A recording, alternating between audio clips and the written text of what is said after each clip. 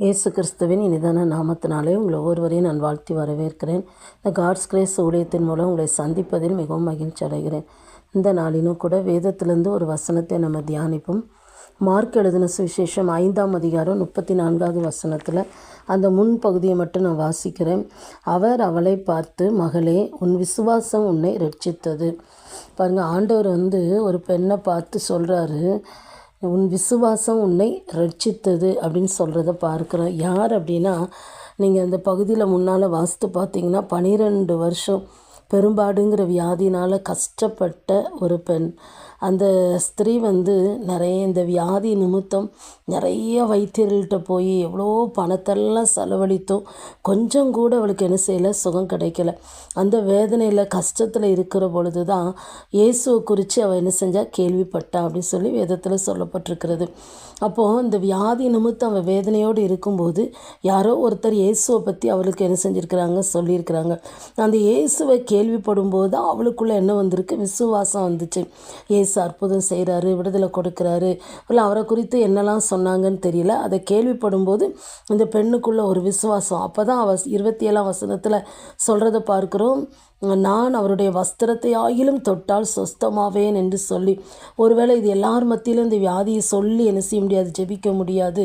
நான் அவன் என்ன நினச்சா, நான் வஸ்திரத்தை தொட்டால் கூட என்ன செஞ்சிடும், சுகமாயிருவேன் அப்படின்னு சொல்லி என்ன செய்கிறான், தனக்குள்ளே எண்ணி அவள் என்ன செய்கிறா, இயேசு வரும்பொழுது அவர்கிட்ட போய் என்ன செய்கிறா, வஸ்திரத்தை தொடுறா. ஒருவேளை இயேசு எங்கே வந்தாலும் திரளான ஜனங்கள் அவரை சூழ்ந்து வர்றதை பார்க்குறோம். ஆனால் அப்படிப்பட்ட சூழ்நிலையில் கூட அவள் அந்த கூட்டத்தின் மத்தியில் அவள் என்ன செய்கிறா, இயேசுக்கிட்ட என்ன செய்கிறா, போகிறா.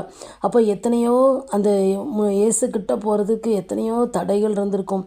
அந்த நெருக்கத்தில் என்ன செஞ்சிருப்பா, எத்தனையோ பேச்சு கூட என்ன செஞ்சிருப்பா, வாங்கியிருப்பா. அதன் மத்தியில் எப்படியாகிலும் நான் என்ன செய்யணும், இயேசுவின் வஸ்திரத்தை தொடணும் அப்படின்னு சொல்லி என்ன செய்கிறா, போய் தொட்டா, சுகமானா. அதை தன் சரீரத்துலேயும் உணர்ந்தான்னு சொல்லப்பட்டிருக்கு. அப்படியே அவள் போயிருந்தால் அந்த சுகத்தை மட்டும்தான் என்ன செஞ்சிருப்பா, பெற்றிருப்பா. நீங்கள் பார்த்தீங்கன்னா அந்த 34ஆம் வசனத்தில் பின்னால், நீ சமாதானத்தோடே போய் உன் வேதனை நீங்கி சுகமாயிரு அப்படின்னு சொல்கிறாரு. பாருங்கள், அப்போது இந்த பெண்ணுக்குள்ளே இருந்த விசுவாசத்தை தான் அன்றைக்கி எல்லார் மத்தியில் ஆண்டவர் என்ன செய்கிறார், சாட்சியாக சொல்ல வைக்கிறாரு. அதே மாதிரி அவள் நடந்த காரியத்தெல்லாம் சொல்லி ஆண்டவரை மகிமைப்படுத்துகிறா. அப்போ தான் ஆண்டவர் சொல்கிறாரு, உன் விசுவாசம் உன்னை ரட்சித்தது, நீ சமாதானத்தோடே போய் உன் வேதனை நீங்கி சுகமாயிருன்னு என்ன செய்கிறாரு சொல்கிறத பார்க்குறோம். அப்போது ஆண்டவரிடத்துலேருந்து நம்ம ஒரு அற்புதத்தை, சுகத்தை பெற்றுக்கொள்கிறதுக்கு விசுவாசம் இருந்தால் போதும். அந்த பெண்ணுக்குள்ளே இருந்த விசுவாசம்தான் அவளுக்கு அந்த விடுதலையும் சுகத்தையும் என்ன செஞ்சது, கொண்டு வந்ததை பார்க்குறோம். நம்முடைய வாழ்க்கையில் கூட எத்தனையோ காரியத்தில் நான் இதை செய்திருவேன்னு நினைக்கிறோம், இல்லை அந்த டாக்டரால் முடியும்னு நினைக்கிறோம். ஆனால் அந்த மருந்து மேலே, மாத்திரை மேலே வைக்கிற நம்பிக்கையை விட இயேசு கிறிஸ்து மேலே நீங்கள் நம்பிக்கை வைக்கும்போது நிச்சயமாக ஆண்டவர் என்ன செய்வார், நமக்கு சுகம் கொடுக்குற ஆண்டவராக இருக்கிறாரு.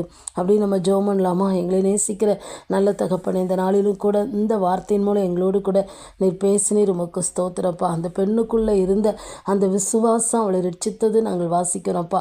எங்களுக்குள்ளே ஆண்டவரே எல்லா காரியத்திலும் உம்மீது விசுவாசம் வைத்து நாங்கள் செயல்பட ஜெபிக்க எங்களுக்கு கிருபை தரும்படி ஜெபிக்கிறோம். இதை கேட்கிற ஒவ்வொரு பிள்ளைகளையும் விசுவாசத்தினால நிரப்புங்கப்பா. அப்படி செய்கிறதற்காய் ஸ்தோத்திரம். இயேசுவின் நாமத்தில் ஜெபிக்கிறோம் நல்ல பிதாவே, ஆமென்.